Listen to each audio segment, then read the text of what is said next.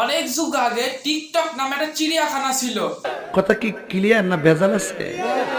সেই চিড়িয়াখানায় অনেক ধরনের জীবজন্তু বসবাস করত। বিলাল একটা ব্র্যান্ড। আমি বিশ্বাস করি না।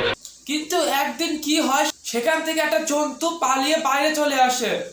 বলেন কি? সেই জন্তু বাইরে বেরিয়ে আসার পরে তার মেধা দিয়ে একটা বই লেখে। অনুপ্রেরণার আরেক নাম থটস অফ বিল্লাল ভাই। ভাই কিন্তু কাউকে কপি করতে বলে নাই।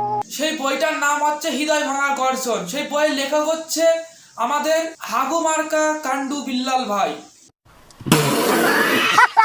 এই বই লেখার পর আমাদের বিল্লাল ভাই নিজেকে অনুপ্রেরণার লেওরা ভাই বলে মনে করে। আরে এরা কারা? তারপর আমাদের লেওরা বিল্লাল ভাই এখানে থেমে থাকেনি। তার এই বইয়ের প্রমোশন করার জন্য পাড়ায় পাড়ায়, গ্রামে গ্রামে, শহরে শহরে গিয়ে অন্যান্য ইউটিউবারদের নিয়ে মারামারি বন্ধ করেছে। চলুন বেশি কথা না বলে শুরু করা যাক আজকের ভিডিও।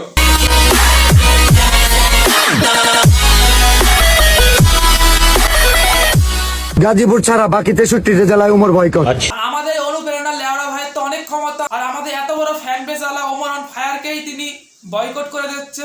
রুকো যারা বয়কট করলে আর ওমর ভাই কিছু না বলে ছেড়ে দেবে বিল্লালকে? আমি তো মেনে নিলাম না। মালয়েশিয়া আসার পর আমি যে হোটেলে উঠছি, এই হোটেলে আমি রুম নিছি 64 তলায়।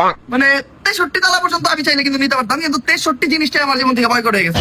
এর লেগে আমি 64 তলায় রুম না নিছি। আমাদের ওমর অন ফায়ার মালয়েশিয়ায় গিয়ে 64 তলা ভাড়া নিয়েছে।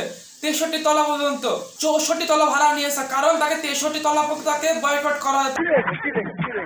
তার জন্য তিনি সবার উপরে থাকবে, তাই 64 তলা ভাড়া নিয়েছে। আমরা ঠাকুরগাঁও আসছিলাম, ফান্ড কালেক্ট করতেছি, মানবিক কাজ করতেছি, বাট তারা আমাদের এখানে ডিস্টার্ব করছে, সিনক্রেট করছে। ওরে বাবা, আমাদের লেওড়া বিল্লাল ভাই আবার মানবিক কাজও করে বেড়ায়। আমরা 22,000 টাকা তুলতে পারছি, এখানে হয়তো লাখ টাকা বা আরো 100 টাকা বেশি তোলা যেত। এন্ড উমর এটার মধ্যে জড়িত। হয়তো ঠাকুরগাঁও আসছে, পোস্ট দেখছে, তার কিছু ফ্যান ফলোয়ারকে বলছে যে বিল্লাল ভাই যাচ্ছে অথবা যাবে, ডিস্টার্ব করে যাতে কাজ না করতে পারে। আপনারা কি জানেন আমাদের লেওড়া বিল্লাল ভাই মানবিক কাজ করার পর সে মানবিক কাজের টাকা দিয়ে রাত্রিবেলা কি করে? তাহলে আপনারাই দেখেন।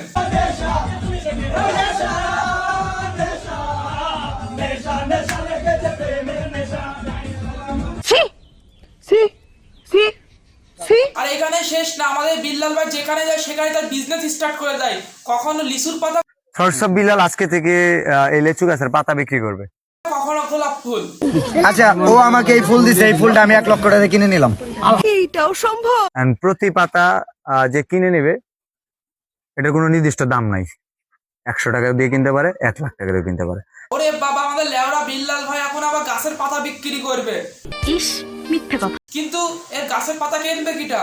এর ভিউয়ার্স, যারা হচ্ছে ছাগল টাইপের ভিউয়ার্স আছে, তাদের খিদে লাগে, তার জন্য বিল্লাল ভাইয়ের কাছ থেকে 1 লাখ টাকা দিয়ে গাছের পাতা কিনে সেই গাছের পাতা খাবে। এন্ড পুরো টাকাটাই অসহায় দরিদ্র মানুষদের দেওয়া হবে।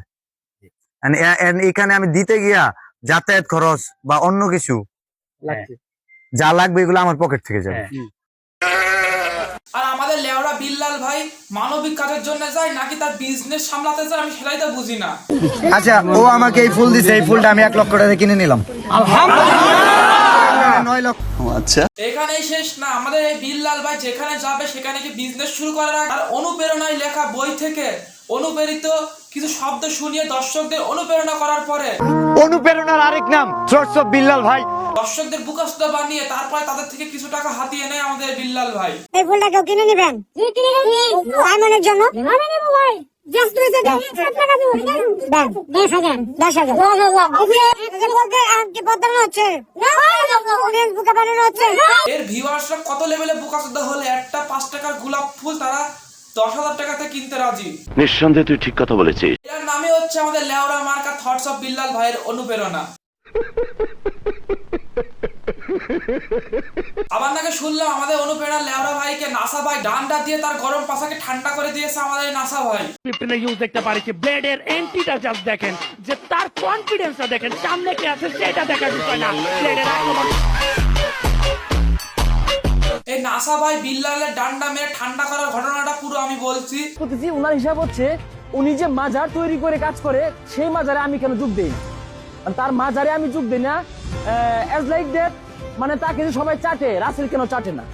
এটাই একটা ভিতরে একটা খুব আমাদের বিল্লাল ভাই বিভিন্ন এলাকায় যাতে ফান্ড কালেক্ট করতে মানবিক কাজের জন্য ফান্ড কালেক্ট করার বদলে তিনি তার বিভিন্ন মাদার তৈরি করছে। সেই মাদারে বিভিন্ন ধরনের ইউটিউবারদের ডাকছে এবং ইউটিউবারদের দেখে বলছে তোমরাও আমার সাথে যুক্ত হও, মানে বিনা ফেমাসিটি দেখাচ্ছে, মানে সব ইউটিউবার তাকে প্রমোশন করবে।